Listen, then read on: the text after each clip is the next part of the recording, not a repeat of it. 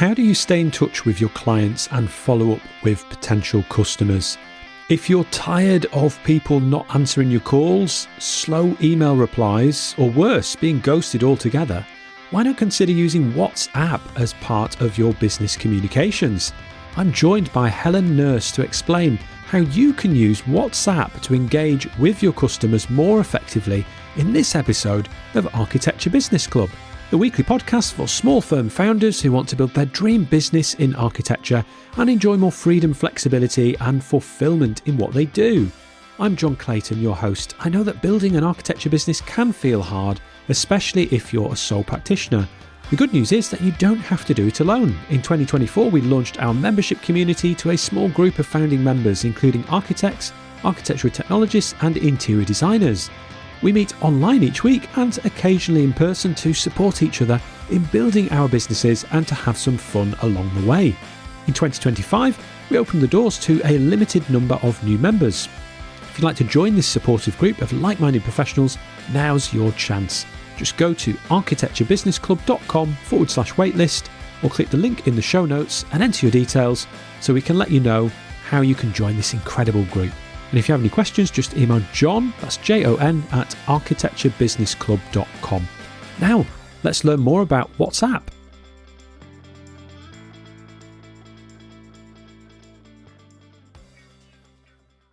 Helen Nurse is the co-founder of digital agency Capture One, specialists in creating digital content, video, filming, post-production and presentations. For the last 5 years, she has specialised in chat-based communications, helping businesses and organisations to use WhatsApp automations and interactive strategies so you can make communication with your customers more efficient, personal and effective.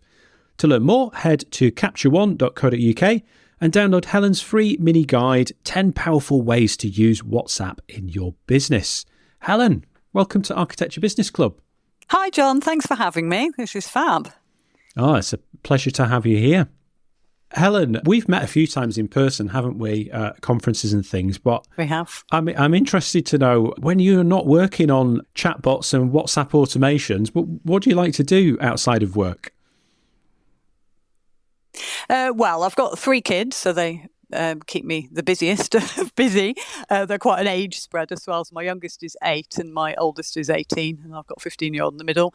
So they do all of the sports and the drama and the dance and all that kind of stuff. So yeah, generally it's driving them around and standing on football and hockey fields. And in addition to that, we love to travel. So we do a lot of traveling to different places in the UK and around the world. So yeah. Fantastic. Didn't you do a day trip to the Balearics a little while ago? Oh no, that wasn't me actually. But that was Jeanette. It was Jeanette. Yeah. But actually, I spoke to her about that because it was amazing. Her and her husband, business partner, she also works with her husband, as do I. And she said they literally had like a day's business development in Ibiza. And I said, oh my goodness, we're going to so do that. There's a Facebook group called Extreme Day Trips where really? I'm literally obsessed with that. You can do all these bonkers things in a day. That's crazy. Yeah. Well, my dad and I, many years ago, I think I was probably a teenager, we did a day trip to Iceland. Oh, wow. Not the supermarket, or, the actual country of Iceland. Amazing. And I guess it was one of these like organised tour things where you set off really, really early in the morning and then you flew out there and then we were picked up by a coach and then we had like so many hours in Reykjavik and visited, I don't know, like a geyser or something, and ended up Gorgeous. at the Blue Lagoon, so the famous sort of thermal pools amazing. there. Really cool. I mean, this is probably absolutely terrible for carbon footprint and things. I guess the plane was flying anyway, so I'm trying not to feel too guilty about it. But filled up numbers. yeah, that's it. Yeah, fill up some empty seats. So, Helen, we're going to talk about WhatsApp and how people can make better use of it in their business. And I'm really excited about this because I think probably everyone's familiar with WhatsApp, and I dare say most people have got it installed on their phone, but they might not realise the potential, the different ways that they can use it. So, firstly, why WhatsApp for business owners in particular over other ways to stay in touch? What's so compelling about using WhatsApp? Well, I mean, as you've already said, John, people are using it. They're already using it as an app. They know it. They trust it. They're using it for the majority of their communications. I read a study recently that said I think about 74% of UK adults use it daily and rely on it.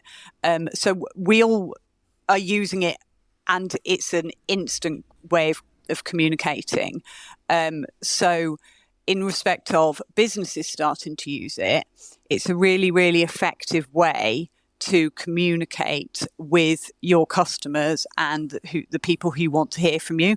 And I think that's the key thing. I always say to businesses and organisations who start using WhatsApp or want to start using it, it's not about just trying to get out to all and everyone on WhatsApp. It's about engaging with people who are already in your audience and making that engagement much more effective. And if you use it in that way, then the results are incredible. I mean, if you compare to sort of email open rates, like 98% open rates in WhatsApp are pretty standard.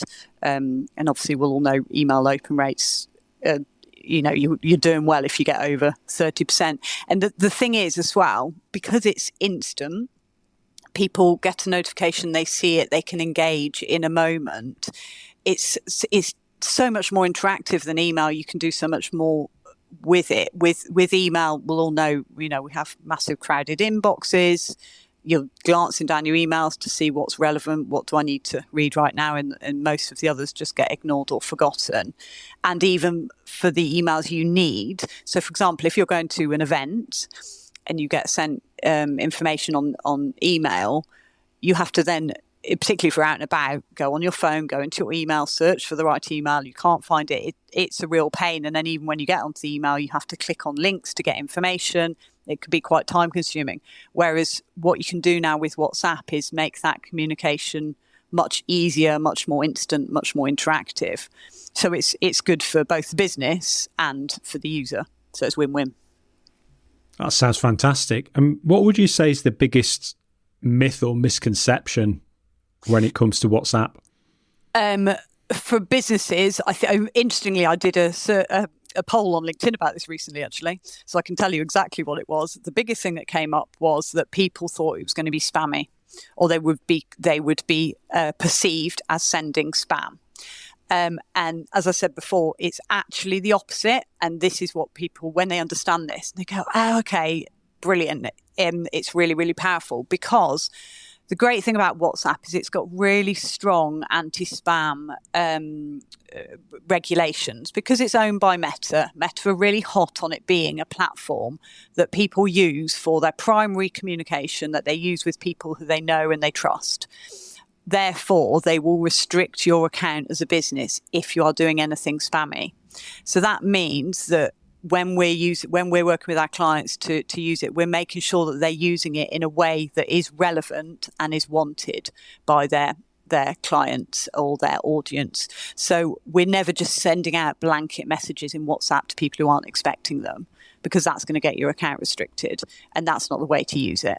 We're using it in a way where people have opted in, they need the communications, or they want the communications, or they want that nurturing piece with you, or they want the relevant messaging that you're going to send to them, and it's actually helpful to them. And if you use it like that, then it's incredibly powerful. Yeah. So we're not just talking about blanket spamming everybody in our contact list with messages about our business. Buy from us, buy our stuff. This is not how we're condoning using WhatsApp at all. Not at all. Because not only will no one buy from you, you'll lose complete face and reputation and everything. You'll get your account restricted. So, I mean, why would you do that? I mean, you shouldn't do that in any marketing anyway. But yeah, definitely not with WhatsApp, no. Okay. Helen, could you please give us a quick rundown of some different use cases for WhatsApp? Yeah, absolutely. I mean, there's so many ways that it can be. When people realise, I can use it for this, I can use it for that, because it's so interactive. You can have, it's not just for chat. So there's a back and forth chat.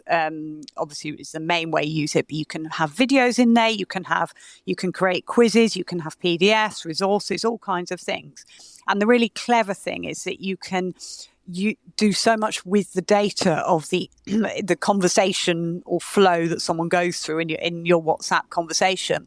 So you can pull details of what people have said, what information people have given you, results of surveys, things like that. You can pull all that into a spreadsheet, so it can be really powerful. So, for example, if a client of ours was at a trade show, for example, like an exhibition, and obviously probably a lot of your listeners have done these kind of trade shows or events, and most people collect information by email, or might do giveaways, or people try and do some mad creative stuff, don't they? But usually people do the bog standard email stuff to capture details. So instead of doing it that way, if you actually get people to opt into a QR code or to a link, or do a survey via WhatsApp at your stand, then you can do so much with that following them. Because, one really cool thing you can do is, as immediately as they leave your stand, you could send them a little video. And this is all done with automation, so it could be triggered. So after they've done the little survey on your stand or entered the competition via WhatsApp, a minute later they could get a video saying, "Thanks so much for visiting our stand. It was really great to meet you." And then could take them into a further little conversational stream, could send them some information, could send them a voucher code, that kind of thing. So that's one example. You can also pull that data from all the people at the trade show. So this is what we did for our client, into a spreadsheet. So as the follow-up, your sales team or whoever is following those people up can actually see at a glance, okay, these are the people that are based in this part of the country, or these are the people that we've got this type of information from. So they've got all that information really easily at hand for when they do those follow-up calls or follow-up in WhatsApp, which is just so much more powerful. Because you can imagine when you go to an exhibition, you get billions of emails afterwards. You don't get very many WhatsApp messages. And the same, we've also done a similar thing for people who are speaking at these type of events. So, for example, if a client of ours was speaking at a conference, built environment conference, and wanted to be able to connect better with the attendees afterwards. So if people can actually scan a QR code or go to a link, or use an incentive to get the resources or the slideshow or the information after the event, but after the talk, if they get it in WhatsApp, it's a much more personalised way that he was able to actually send that to them and have that much more personalised follow-up. Like I say, it can integrate little videos, and the follow-ups can be more tailored to their interest. So that's kind of one example, a couple of examples there. That would have been really useful for me. I spoke at London Build last year. Oh, okay, yeah. And that would have been a really good way to quickly be able to follow up and interact with people in that audience. So, yeah, I'm really excited about the potential for that, for any kind of events that I might speak at in the future. That sounds like a really good way to be able to just follow up with people and continue the conversation. And also what you can do, which is really cool, is as part of that follow-up, you can ask them a couple of questions, which then gauge what further information you send them. So like the type of inquiry they might be, or, quizzes is another brilliant thing that you can do. It's a good lead magnet. So I'm sure you'll talk to your audience about lead magnets and qualification tools and things like that. So if you do that in WhatsApp, it's a really quick and easy way for someone, and particularly in a consumer sector. So, for example, if you're a landscape design company, might do like 5 things to consider before redesigning your outdoor space as a quiz, and someone goes into WhatsApp to do it, so they don't have to download anything to do it, they don't have to access links or anything. It can be fun as well, have images and stuff like that in there. You can access it from offline, so flyers, posters, things like that, as well as online links and through the website. But what you can then do as a result of that quiz is you can capture the user's preferences. So are they residential, commercial, what's their budget range, all that kind of thing. And you can then segment them to be able to, so you could do something like that at the end of so for, like you mentioned, your talk, you could have, if you want to do my quiz, take the quiz here in WhatsApp, and that will enable you to do that kind of follow-up that's really quite relevant then. That's so cool. So we can actually use WhatsApp as a lead generation tool as well to be able to help with that. Definitely, yes. And because you can make it so, like I say, so tailored and really segment the audience for that lead generation campaign. So you can ask them key questions throughout that process, and then it makes the further follow-up much more relevant. And so you're converting it much higher level ultimately. And it's a lot of that stuff that we can automate. We can develop like a flow to whether somebody answers yes or no, or what option they choose. So this isn't us having to manually reply to every individual thing. Yeah, and this is the beauty of it. It's all automated. So you set up these flows and these really clever sequences. So and it's a bit like, I often say, it's a bit like one of those choose your own adventure stories, when you were a kid and you'd have, go to page 8 for whatever. I don't know if they do them so much anymore, but I used to love them. But it's kind of like that. So depending on what people choose, they will then go into potentially a different sequence or different conversation depending on their choice of the information they've given or the button they've chosen or whatever. And we also set up nudges and reminders so that people might be in a flow or they might be accessing some information, but we all get distracted. The kids might come in, the dog might need letting out or whatever, and they stop doing what they're doing. The nudge and the reminder might just say, do you still want to continue, or whatever that reminder is, maybe an hour later, brings a lot of people back in, because like I say, if people are on email, they get distracted and they don't necessarily go back to it. And we're all busy people, we forget what we're doing. So all of this can be set up with automation. There is also the live chat element, which does mean that there is a personal. So if people ask questions or go, as we say, outside the flow, that stuff can be picked up with AI as well. So there's an AI element that's really cool to pick up. So companies who have a lot of frequently asked questions, or they can have this running from their website to pick up responses to a lot of the main questions. But then if someone asks something that needs a more personalised response, it goes into live chat, and your team would be sent a notification saying, oh, John's in live chat, he's got a question, and you can go in, quickly answer it, and it goes straight back to them in WhatsApp. So that's a cool part of it as well. That is so clever. And in terms of the account that people would need for this, is this from a personal WhatsApp account? Do we have to set up WhatsApp for business? So it's actually, there's kind of 3 types of WhatsApp, if you like, which is a bit odd because the user only gets the message through their personal WhatsApp. But so you've got WhatsApp personal, which is what you and I use every day with friends and family groups and things like that. You've then got WhatsApp business, which it does allow you to do some stuff, but you're using it predominantly within a WhatsApp app on your phone still. You can have multiple users, multiple people within your business. I think up to 5 can have it on their phone. There's a little bit of clever stuff you can do with a bit of automation and things, but you can't do the really advanced stuff. That comes through using WhatsApp API, which is what I'm talking about. That's how we use it. So the way that works is it's connected through the Meta Business Suite. So obviously it's part of Meta. So you connect the number through Meta Business Suite backend there, and then you work with an external piece of software that plugs in to that, which is what you use to build your flows, build the automation, run the live chat, all that kind of thing. There's a few different pieces of software that you can use that are available.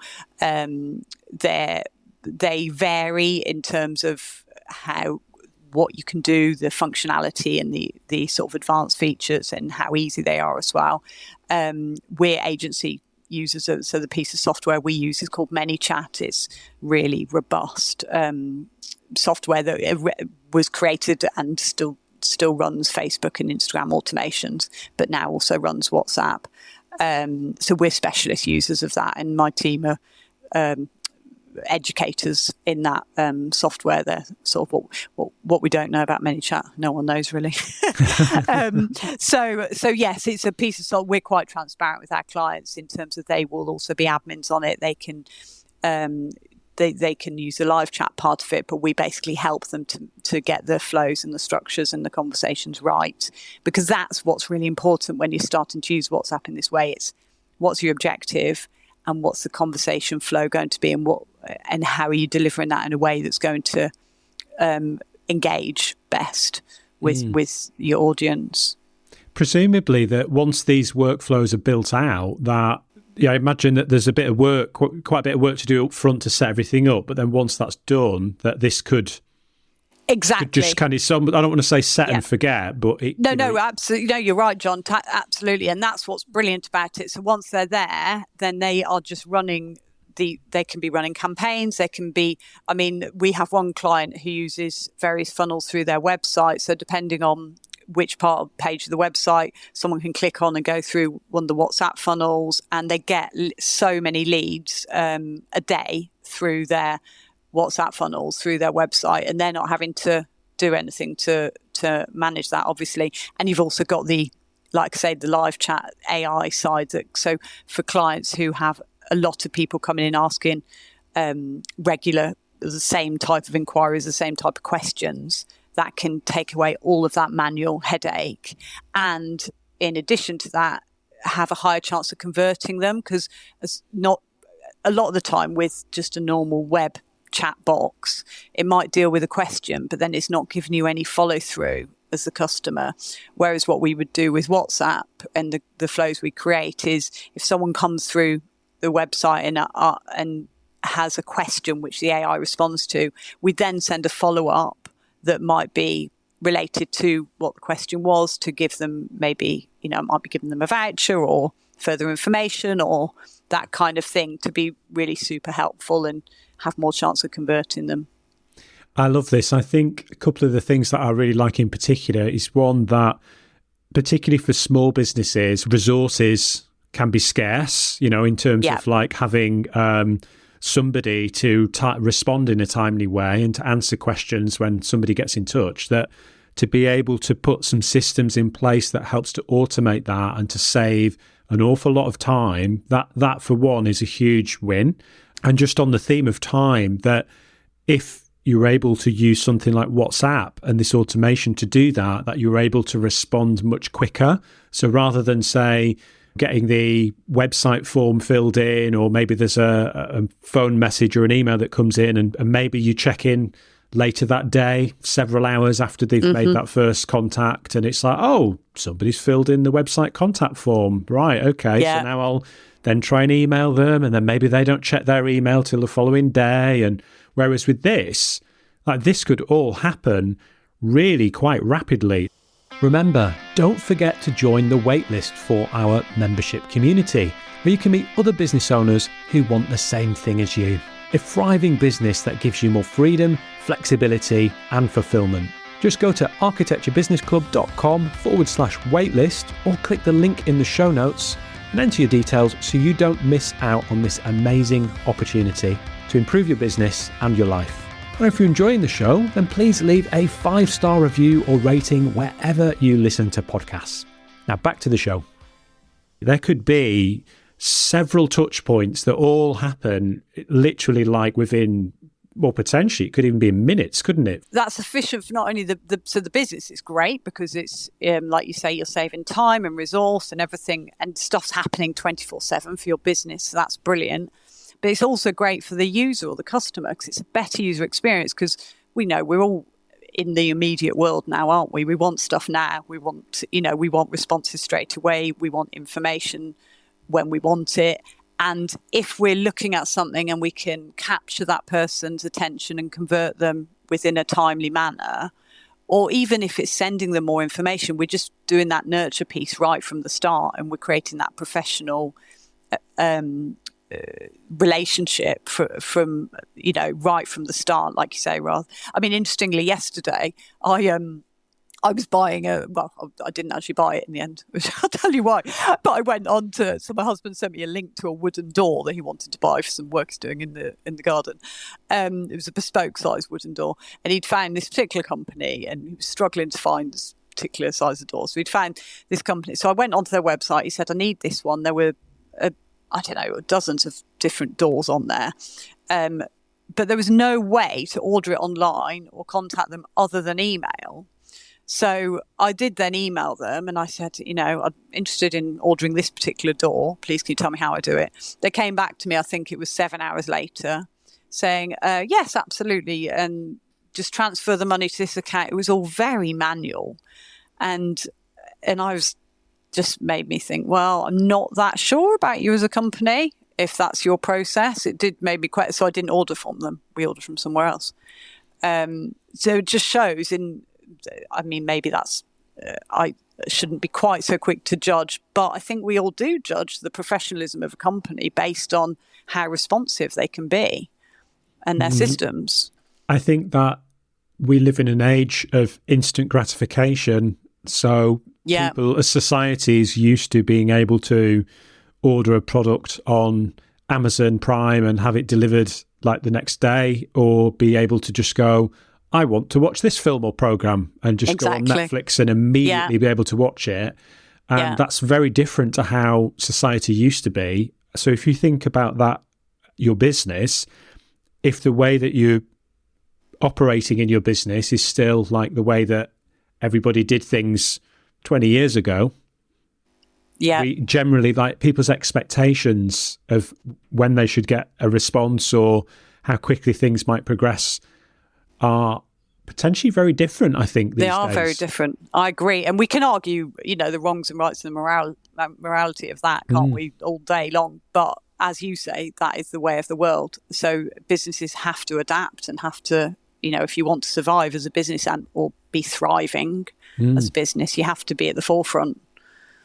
Yeah.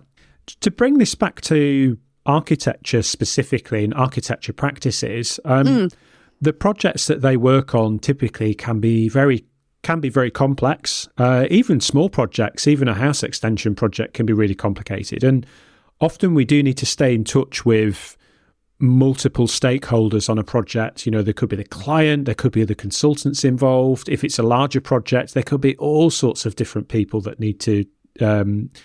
we need to communicate with on that project. How does WhatsApp fit into this? How can you tell me a little bit about the use case of using WhatsApp for stakeholder engagement and sort of project communications? Absolutely, yeah. I mean, it's a really powerful way that you could use WhatsApp, because if you think about, like you say, particularly when you've got mixed stakeholders, to use a platform that you pretty much guaranteed everyone's going to be using, regardless of age, demographic, what they do for a job, that kind of thing. Nearly everyone has got WhatsApp. So you're not asking them to download different apps or whatever to engage in notifications and messaging. Also, if you're relying on email, again, email chains can get long, and all of that kind of just is not very effective. So a use case for what you're talking about there would be, for example, if you wanted to get community engagement in a project, you would very easily provide a QR code and a link. If people were giving feedback or their opinions or doing a survey, they could go into the WhatsApp channel. They could very easily and interactively answer the questions, give their responses, engage in information, download plans, download information. What you can then do as the project sort of on the ongoing basis is you can keep in touch, because people will have opted into this channel, and people will opt into it because it's easy for them to opt into, and they'll be getting information that way. You can then send broadcast messages to the people who are involved, the stakeholders, and you can segment those as well. So you might have within that audience of stakeholders, you might have, so for example, if it was a university project, you might have students who are part of the stakeholders, but then obviously you might have people on the project side but you can segment them within your within the account. You can tag them with different conditions and things like that. So you can only send broadcasts out to the people who are relevant to receive those updates, or you might send updates out to everyone.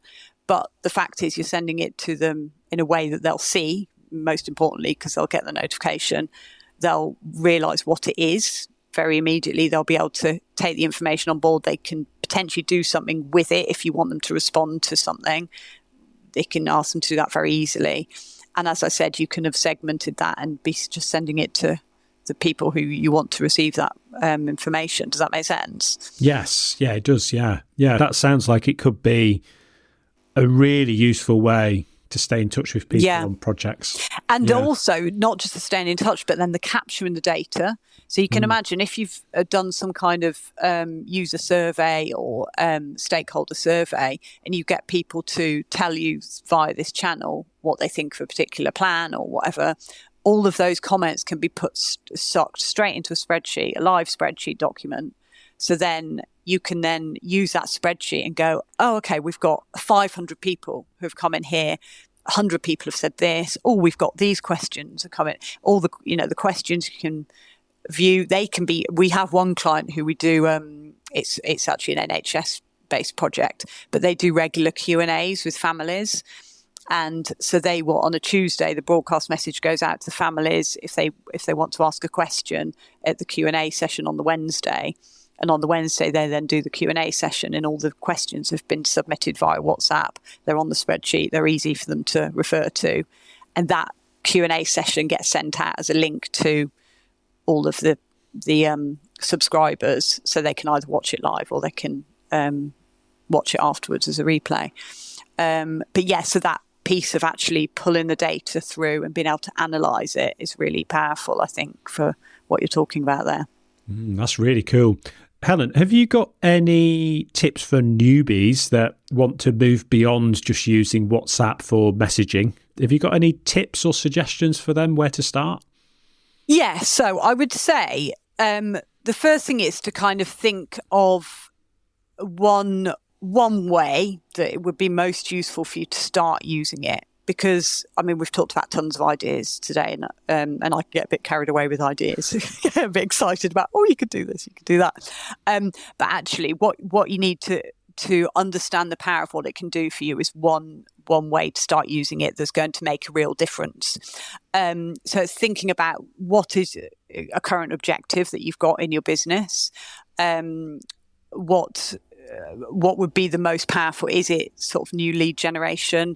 Is it, as we talked at the beginning, doing lots of trade shows, exhibitions? Is it you've got a particular project that you need better engagement on? What is the kind of one objective that you could start using it with in that way, and looking at how can you use it in that sort of interactive piece to get the most people in? So we've talked about interactive lead magnets, sort of follow-ups, that kind of thing.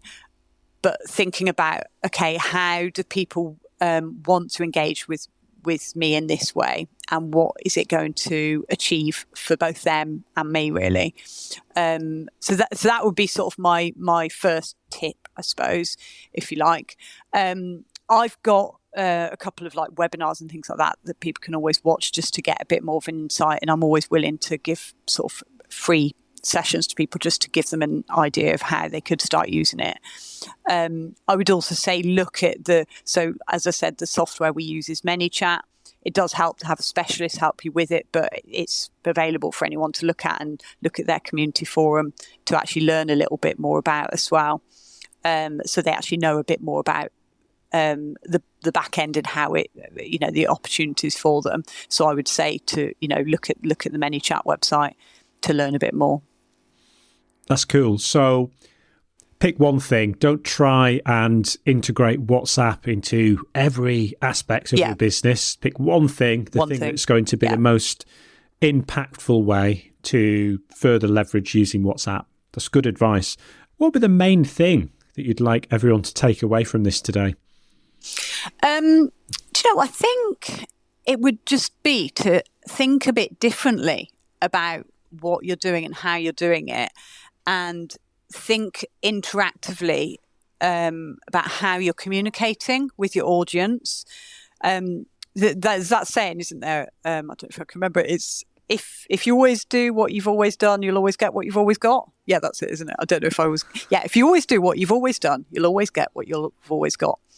That just came to me. That's an age-old saying, I know, but it is true that if you just keep doing the same old thing that everyone else is doing because you're worried that, but not everyone's doing this, then you're not going to stand out. If you actually start to think differently and start to think about the importance of nurturing conversations and the way your people want to hear from you as well, and the platforms they're using, if you start to think differently about that and take a few risks in trying something new, then I think the results will be immense. That's really cool. Was there anything else about WhatsApp that you wanted to add that we haven't already covered? No, I think, I mean, like I said, I could talk for England about ideas of how you could use it, but I don't want to overwhelm your listeners. I would just say, just have a look at it, see how you could use it, because I truly believe that every single business can use it and can get real benefit from it. When used in the right way.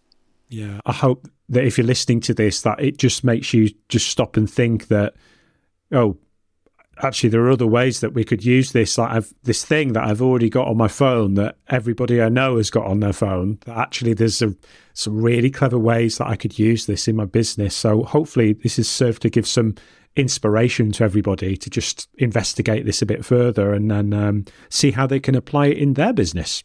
I hope so. Yeah, I hope so. So, Helen, I like to ask this question to all of the guests on the show. So I love to travel. Previously was like a backpacker and travel junkie in my 20s, a long time ago now. But I love to discover new places. I was wondering if you could tell me about one of your favourite places and what you love about it. And this can be somewhere near or far. We've had everything from like New Zealand to the Caribbean to Rome to literally the coffee shop at the local park.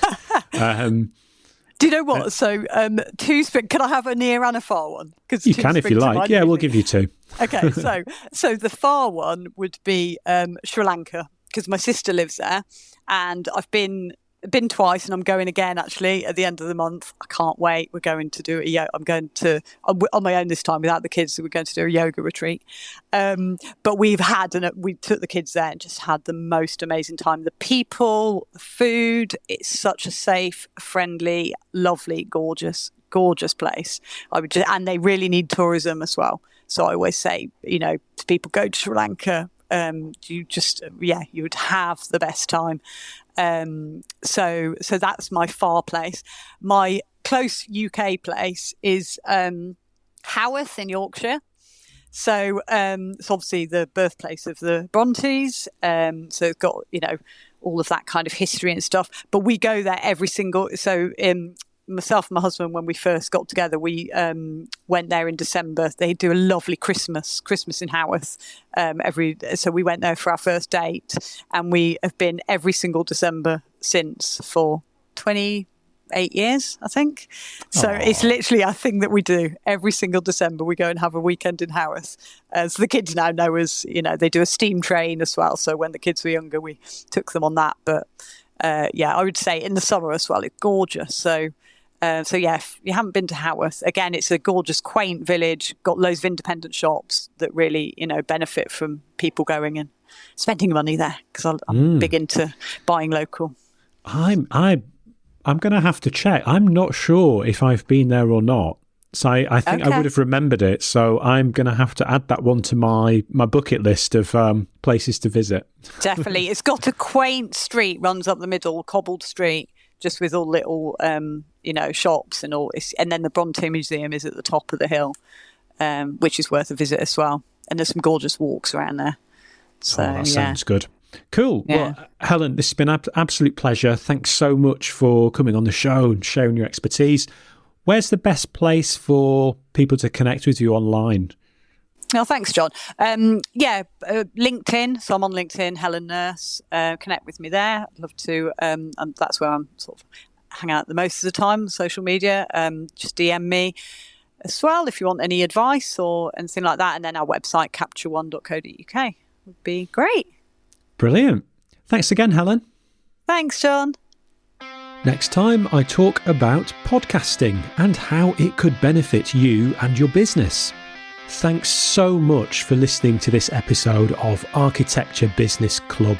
If you liked this episode, think other people might enjoy it, or just want to show your support for the show, then please leave a glowing 5-star review or rating wherever you listen to podcasts. It would mean so much to me and makes it easier for new listeners to discover the show.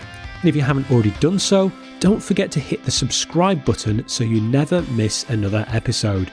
If you want to connect with me, you can do that on most social media platforms. Just search for @Mr. John Clayton. The best place to connect with me online, though, is on LinkedIn. You can find a link to my profile in the show notes. Remember, running your architecture business doesn't have to be hard, and you don't need to do it alone. This is Architecture Business Club.